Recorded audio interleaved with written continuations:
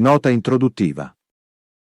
Il testo che segue è la trascrizione fedele e verificata di uno dei numerosi ciclostilati diffusi originariamente dalla dottoressa Antonietta Bernardoni, tra gli anni 70 e 80, nell'ambito della sua attività medica e politica legata alla salute mentale. Per rispetto delle norme sulla privacy, alcuni dati personali sono stati parzialmente oscurati, pur mantenendo l'integrità del documento storico. La lettura è affidata a una voce digitale. Novembre 72. Dicembre 74. Distribuito a partire dall'ottobre 79. Modena, 18 dicembre 1974. Al Presidente, Vicepresidente, Assessore Igiene e Sanità, Assessore Servizi Sociali, Assessore al Personale, Direttore Dispensari di Igiene Mentale, Segretario Generale, Capo Ripartizione Sanità e Servizi Sociali dell'Amministrazione Provinciale di Modena.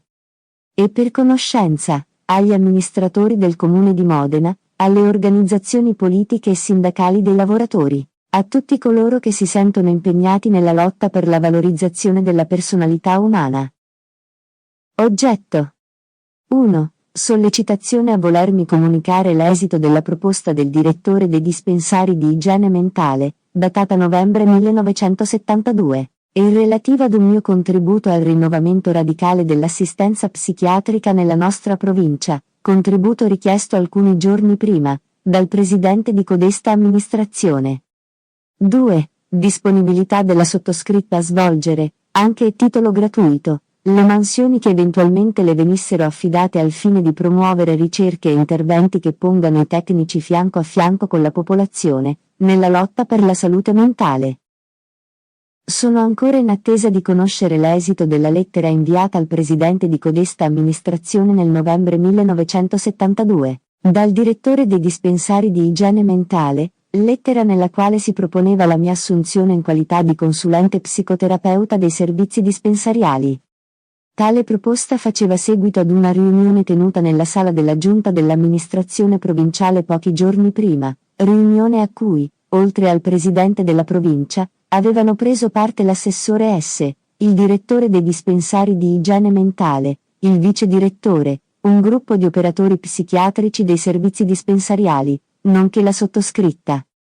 A conclusione di tale riunione, durante la quale era stato dibattuto il mio programma di innovazione radicale dell'assistenza psichiatrica nella nostra provincia, il presidente invitò esplicitamente il direttore dei dispensari ad inviargli al più presto la richiesta della mia assunzione, in quanto, a suo dire, la provincia intendeva dare inizio a brevissima scadenza alla sperimentazione da me proposta. Il direttore dei dispensari di igiene mentale mi comunicò poi cortesemente il contenuto della lettera da lui inviata al presidente, dopodiché non ho mai più avuto alcuna notizia al proposito.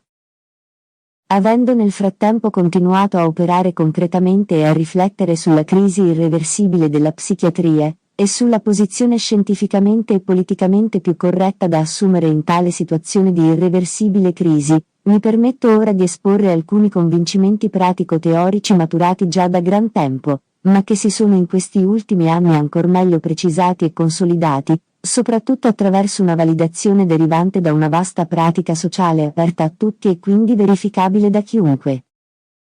Mi riferisco fra l'altro alla sperimentazione condotta avanti dalle assemblee popolari Rapporti Umani in Quartiere o Rapporti Umani in Paese, che operano rispettivamente nel quartiere modenese di San Faustino, e nel paese della bassa pianura modenese di San Possidonio. Si tratta di un'esperienza di aiuto reciproco che ha innescato processi di liberazione e di sviluppo personale e collettivo.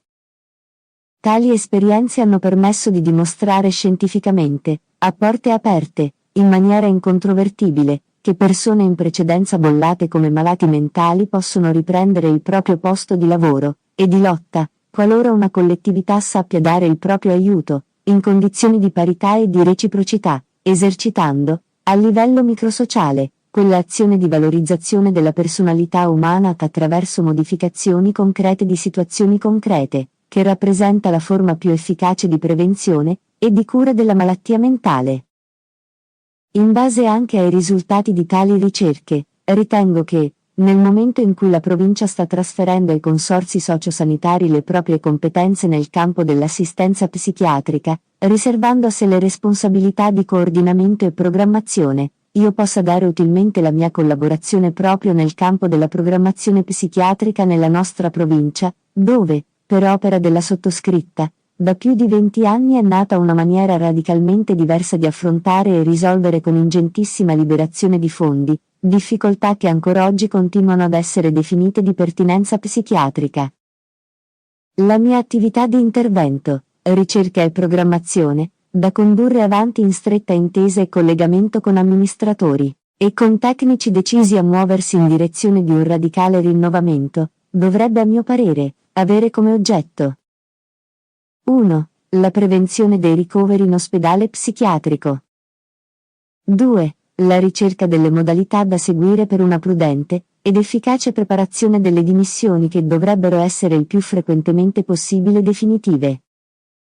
3. Aggiornamento e valorizzazione dell'operatore psichiatrico nel momento storico che segna la crisi irreversibile della psichiatria. 4. Interventi atti a promuovere l'autogestione della salute mentale da parte dei lavoratori e la valorizzazione della personalità umana a livello microsociale. 5. La destinazione a fini di reale utilità sociale delle somme ingentissime, dell'ordine di miliardi, stanziate annualmente da ogni provincia per la detenzione in ospedale psichiatrico, di cittadini per lo più appartenenti alle classi sociali con reddito meno elevato, nonché per la vigilanza speciale, cui tali cittadini vengono sottoposti durante i periodi intervallari fra un ricovero e l'altro, col risultato di inchiodare nella loro mente sensi di incapacità, di insicurezza, nonché quella coscienza di malattia che dalla maggior parte dei trattati medici viene ancora oggi considerata auspicabile. 6. L'esame critico delle conoscenze scientifiche, mediante le quali si tenta di giustificare la detenzione psichiatrica, la psichiatrizzazione di problemi interpersonali e sociali, nonché la medicalizzazione della psichiatria. 7. Le alternative reali alla detenzione psichiatrica. 8. La partecipazione popolare alla gestione della salute mentale. Anche se devono essere posti in primo piano gli elevatissimi costi umani connessi con l'arbitraria trasformazione in casi psichiatrici di problemi che, essendo nella stragrande maggioranza di carattere totalmente sociale, vanno risolti in sede sociale, mi permetto tuttavia di far rilevare, dopo aver esaminato, con l'aiuto di esperti, quasi la metà dei bilanci delle province italiane, che in ogni provincia, in media, un terzo delle spese correnti è devoluto a spese psichiatriche, con grave danno umano ed economico, e con pregiudizio del futuro bilancio delle ULSSS. So benissimo, signor Presidente, che è suo potere ma penso non sua volontà, insabbiare per altri anni ancora la proposta di quel mutamento radicale e scientificamente fondato, dell'assistenza psichiatrica, mutamento che io vado da tanti anni praticando, promuovendo e divulgando, nei limiti delle mie forze. Ma in questo momento storico che segna la crisi irreversibile della psichiatria come scienza finalizzata alla svalorizzazione della personalità umana e al mascheramento delle conseguenze, dello sfruttamento dell'uomo da parte dell'uomo, sento il dovere di ripetere pazientemente e tenacemente la mia proposta di porre a disposizione di codesta amministrazione provinciale i risultati dimostrabili e inequivocabili di ricerche più che ventennali, da me condotte con rigore scientifico nel campo della valorizzazione della personalità umana, contro la psichiatrizzazione dei problemi sociali, per una più razionale ed umana destinazione del denaro pubblico. Mi rendo ben conto degli enormi interessi costituiti contro cui la mia proposta viene a cozzare, confido tuttavia che gli amministratori e i tecnici democratici sapranno affrontare le difficoltà e le lotte necessarie per poter realizzare su più ampia scala le innovazioni che porteranno, per quanto oggi possibile, a una più elevata valorizzazione della personalità di ciascuno. Antonietta Bernardoni. Nota del giorno 12 novembre 1975. Ormai a 2 anni di distanza dalla prima lettera indirizzata dal direttore del dispensario di igiene mentale all'allora presidente dell'amministrazione provinciale Sergio R. e all'assessore Vittorio S., su esplicita, pubblica richiesta di questi ultimi, non avendo ancora ricevuto nessuna risposta neppure alla presente lettera di sollecitazione, che fu allora consegnata con preghiera di protocollo nelle stesse mani del segretario generale della provincia. Riteniamo ormai opportuno che il documento venga reso di pubblico dominio, anche perché si tratta di una lettera aperta, che aveva fra i suoi destinatari tutti coloro che si sentono impegnati nella lotta per la valorizzazione della personalità umana. È chiaro che al momento attuale sono stati compiuti molti passi in avanti, motivo per cui la scrivente, pur perseverando nella richiesta di fornire, a titolo gratuito, un contributo critico alla programmazione psichiatrica della provincia, non accetterebbe tuttavia di venir definita consulente psicoterapeuta, in quanto non solo a livello di teorizzazione personale, ma anche a livello pubblico è stata da lei confutata la nozione falsificante di psiche. Resta comunque dimostrata la chiusura fino ad oggi dell'amministrazione provinciale di Modena ad ogni forma di nuovo contributo critico. Di tale chiusura ad ogni nuova esperienza è una manifestazione palese la recente lettera dell'amministrazione provinciale di Modena, datata 30 settembre 1975, protocollo numero 1594/4, a firma Silvano R., lettera diretta al Consiglio di amministrazione degli istituti ospedalieri neuropsichiatrici di San Lazzaro, e al Comitato di gestione del corso per infermieri di Reggio Emilia, lettera nella quale tra l'altro si dice: non comprendiamo il motivo per il quale, nelle proposte per le 100 ore di seminari e dibattiti, sia stato inserito per il 21 ottobre 75 un incontro dibattito sull'esperienza San Faustino. Poiché è giustamente sottolineato che il seminario potrebbe essere una grossa occasione per una verifica sulle esperienze psichiatriche nelle province di Reggio Emilia e Modena, ci sorprende come si sia scelto San Faustino, che non è per noi né una esperienza psichiatrica e tantomeno un servizio della provincia. Si tratta dell'iniziativa di un gruppo isolato dai contenuti non accettabili che non fa certamente testo nelle nostre esperienze. Se si vuole davvero verificare le esperienze psichiatriche di un certo valore, allora si scelga il servizio di Gaiato, o la esperienza delle equipes territoriali delle provincia. Per queste ragioni vi invitiamo, per quanto è in vostro potere, ad inserire un altro argomento per l'incontro dibattito del 21 ottobre 75, eliminando dal programma quanto, magari involontariamente, era stato previsto. Cordiali saluti. Firmato l'assessore alla sanità e servizi sociali, Silvano R. La ferma repulsa degli infermieri, sia della provincia di Modena, sia della provincia di Reggio Emilia a tale autoritaria pressione, che veniva a ledere un loro preciso diritto di scelta, può forse segnare l'inizio di una maggiore responsabilizzazione degli amministratori che presiedono all'assistenza psichiatrica della nostra provincia. Ciclostilato improprio presso Laura Barbieri, Viale Crispi. Modena, il 13 dicembre 1975.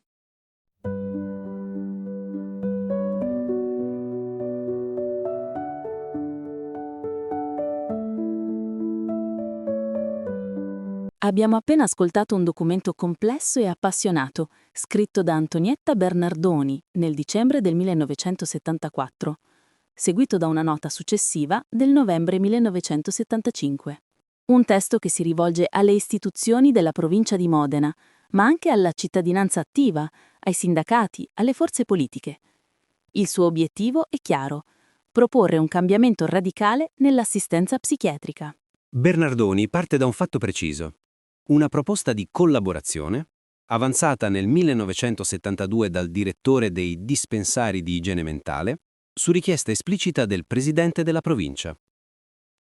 Una proposta che prevedeva la sua assunzione come consulente psicoterapeuta, ma nonostante l'incontro ufficiale e l'impegno dichiarato, non è mai arrivata una risposta. E così 2 anni dopo, Bernardoni torna a sollecitare, ma lo fa offrendo molto più di una semplice disponibilità. Presenta un programma articolato, fondato su esperienze concrete, come quelle condotte nei quartieri di San Faustino di Modena e San Possidonio nella Bassa Modenese. Assemblee popolari, pratiche di aiuto reciproco, trasformazioni concrete di situazioni concrete, personali e collettive. Esperienze che, secondo lei, dimostrano scientificamente che persone etichettate come malati mentali possono ritrovare il proprio ruolo sociale se sostenute da una comunità che agisce in parità e reciprocità. È una visione che ribalta il modello psichiatrico. E Bernardoni non si ferma alla teoria. Elenca con precisione gli ambiti su cui intervenire: prevenzione dei ricoveri, dimissioni il più possibile definitive, aggiornamento degli operatori psichiatrici, autogestione della salute mentale, uso sociale dei fondi pubblici risparmiati, critica alla medicalizzazione, alternative alla detenzione psichiatrica, partecipazione popolare. Un programma vasto ma coerente. E non manca la denuncia. Bernardoni evidenzia come un terzo delle spese correnti delle province sia destinato alla psichiatria, con gravi danni umani ed economici, e sottolinea come molti problemi definiti psichiatrici siano in realtà di natura sociale. Poi arriva la nota del 12 novembre 1975. A distanza di 2 anni dalla proposta iniziale, Bernardoni constata l'assenza di risposte e decide di rendere pubblica la lettera, perché si tratta di una lettera aperta, rivolta a tutti coloro che si sentono impegnati nella valorizzazione della personalità umana. Ma c'è di più. Bernardoni dichiara di non accettare più la definizione di consulente psicoterapeuta, perché ha confutato pubblicamente la nozione di psiche, che considera falsificante. È una presa di posizione netta, che segna una puntualizzazione del suo pensiero. E denuncia la chiusura dell'amministrazione provinciale a ogni nuovo contributo critico. Lo fa citando una lettera ufficiale del 30 settembre 1975, in cui l'assessore alla sanità della provincia di Modena contesta l'inserimento dell'esperienza di San Faustino in un programma di seminari autogestiti dagli infermieri psichiatrici di Modena e Reggio Emilia. Tale esperienza viene definita non accettabile, non esperienza psichiatrica della provincia, portata avanti da un gruppo isolato. Una presa di distanza che Bernardoni interpreta come un rifiuto ideologico, ma sottolinea anche la reazione degli infermieri, che respingono l'autoritaria pressione dell'amministrazione provinciale. Un segnale forse di una nuova responsabilizzazione. In definitiva, questo documento è molto più di una richiesta. È una testimonianza di lotta, di pensiero critico, di proposta concreta. Bernardoni non si limita a denunciare, costruisce, propone, insiste e lo fa con rigore, con passione, con pazienza. Un messaggio che ci interroga ancora oggi. Sulla salute mentale, sulla partecipazione, sull'uso delle risorse pubbliche, sulla dignità delle persone. E ci ricorda che il cambiamento nasce dal basso, dalla pratica, dalla condivisione. Un documento che merita di essere ascoltato, discusso, ripreso, perché la valorizzazione della personalità umana non è solo una questione terapeutica, ma è una questione di giustizia, di libertà, di diritti. Grazie per aver ascoltato. I sottotitoli in inglese e francese sono una traduzione automatica generata da YouTube. Questo audio ciclostilato è stato prodotto con sintesi vocale. Il contenuto è distribuito gratuitamente a fini scientifici, culturali e documentari. Se sei interessato a questo argomento, crea un gruppo di studio pratico teorico per discutere con persone che condividono lo stesso interesse. Amici, colleghi, studenti, familiari o vicini di casa. Per approfondire può essere utile l'audio-video di Antonietta Bernardoni, l'importanza del gruppo di studio pratico teorico disponibile a questo link.